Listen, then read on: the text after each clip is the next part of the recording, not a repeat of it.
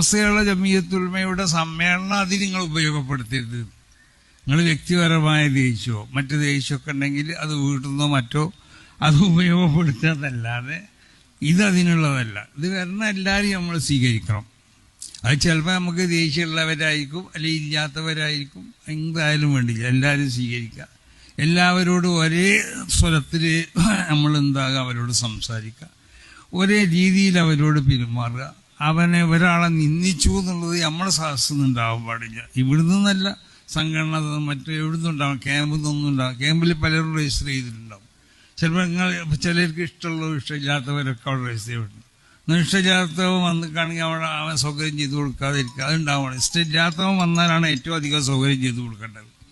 അപ്പോൾ അതുകൊണ്ട് അങ്ങനത്തെ കാര്യങ്ങളൊക്കെ ശ്രദ്ധിച്ച് ഇത് സമസ്ത കേരള ജമിയത്തുൽമയുടെ സമ്മേളനമാണെന്ന് മനസ്സിലാക്കി ഇതൊരു വലിയൊരു